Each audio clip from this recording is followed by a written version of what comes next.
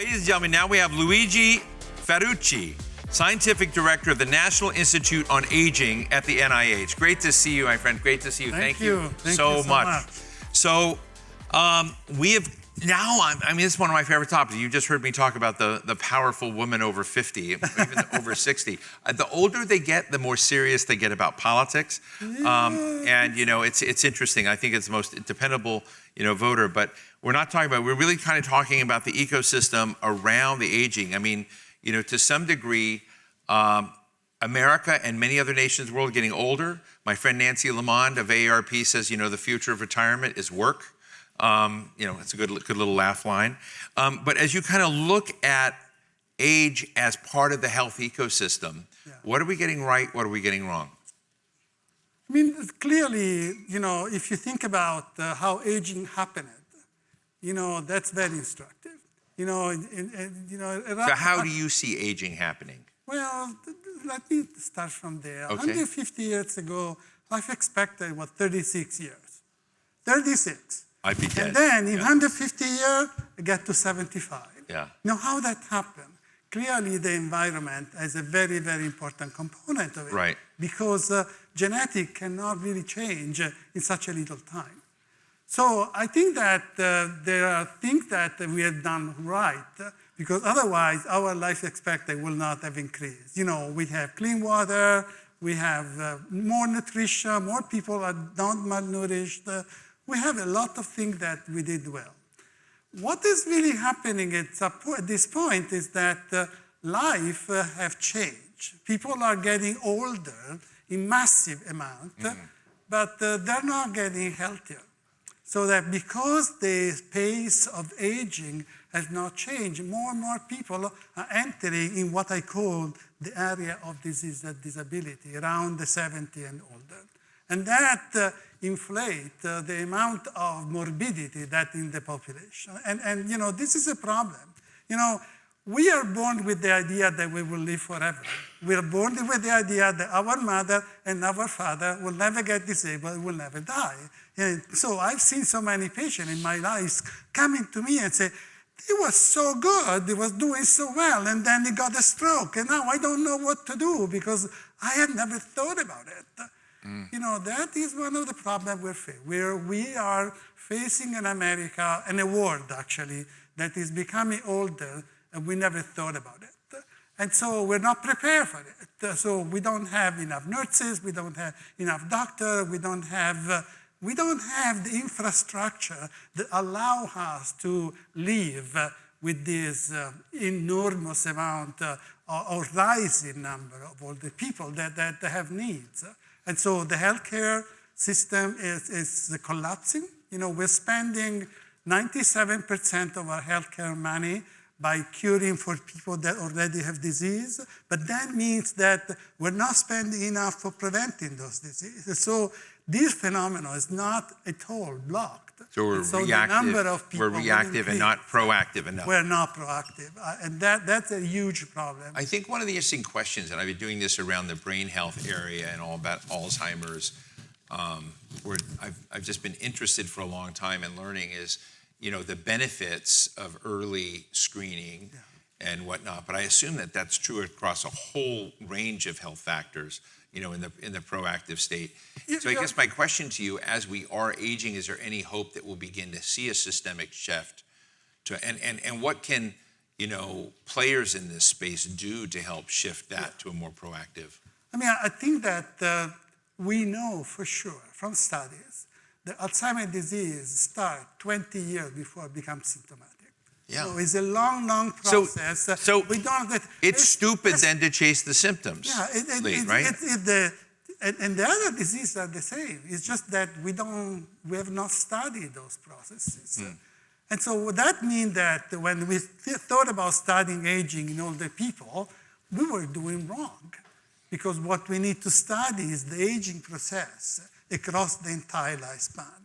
And also, that disease is happening during the early year of life And people have no idea about it. If you ask to an 18 years old and you ask them whether what they do now will influence their quality of aging, they have no idea that is happening. So you call it health span instead of Yes. lifespan, but what's the bold bet to be made in health span? I mean, there's so much discussion in the field about how we define health span.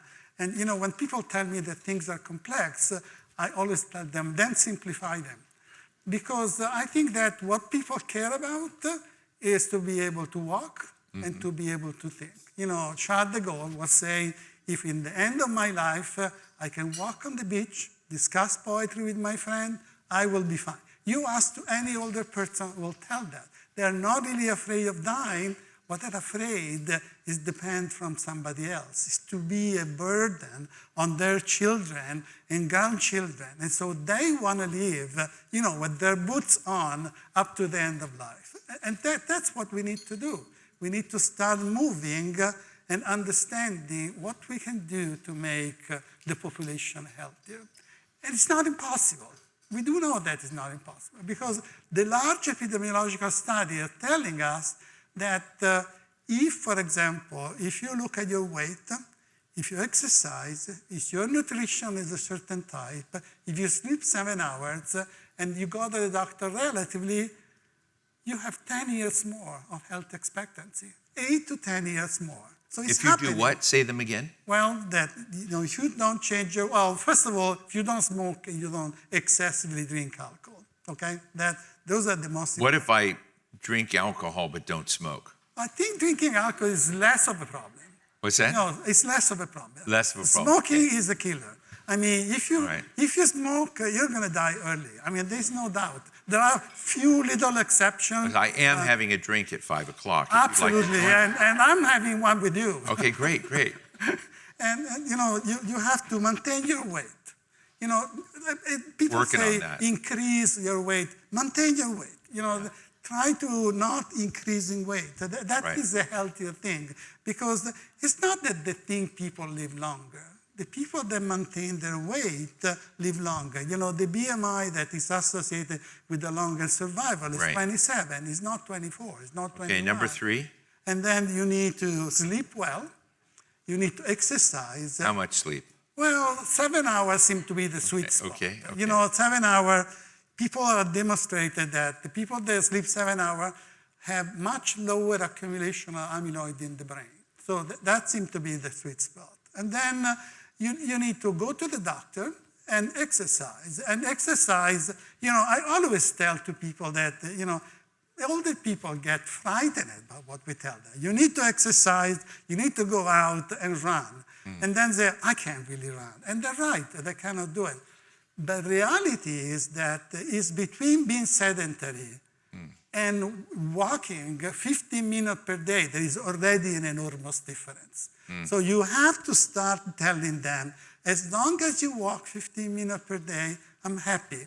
And what happened in many, many of the patients that I've seen is that when they start walking 15 minutes per day, their fitness increases. They start enjoying it. They start to see around, encounter people. They see the shops, and they walk 20, 30, 40, and then they start going to the gym.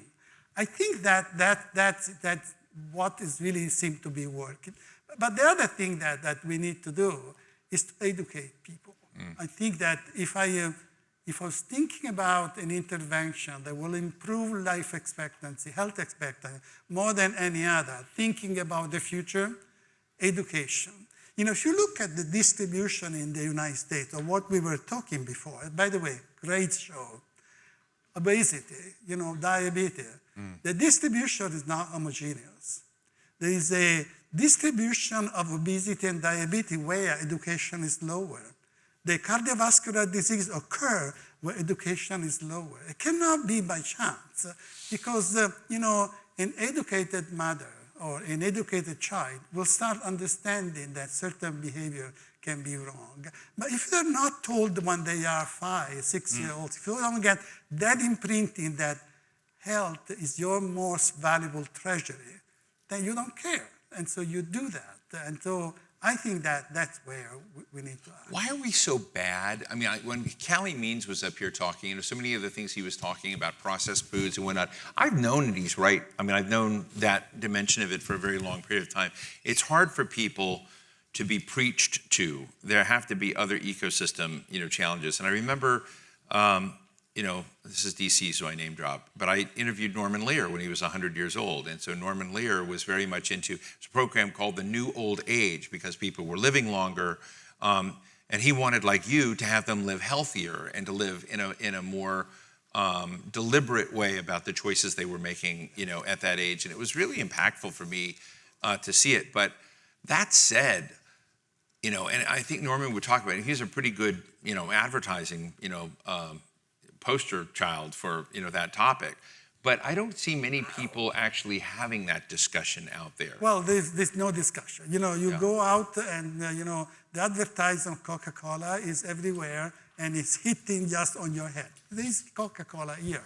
So nobody knows that, one of the diseases that impact the most on the people in the United States in middle age is gastric reflux. And Coke has a pH of 3. So, this kind Does of Coke Zero have it too? Yeah, this Coke Zero, I don't know, but the Coke has the pH of 3. So can you find out for Coke Zero for me? I will find out. Okay. I will find out for you, absolutely. But I'm saying this Coke is just the example because it's the most, on your face. But there are many, many people that get constantly bombarded by advertisement for food that is not the right food. And so unless you have somebody that stay on you and constantly tell you, you shouldn't do this, you shouldn't do that. And of course, at the age of 30, you don't learn anymore. But the age of 5 or 6, when your mind is still malleable, that's where you get the imprinting. You will maintain that imprinting across life. Let me just say one thing. A study. There is a study that was done in England that's called 1948 cohort, where they took all the children born on January 1st, 1948, and then they follow them over time. And then when they were 60, they say, well, what was over this incredible lifetime the most important factor that affected their health, how they arrived here without disability? You know what it was? The level of education of the mother. The level of education of the mother was over and beyond any other variable that they measured. So I think that we can get a healthier population. It will take investment, it will take research, and unfortunately we are losing a little bit from that perspective. Well, I think we should leave it there, but I want to thank Luigi Ferrucci of NIH from the Institute of Aging.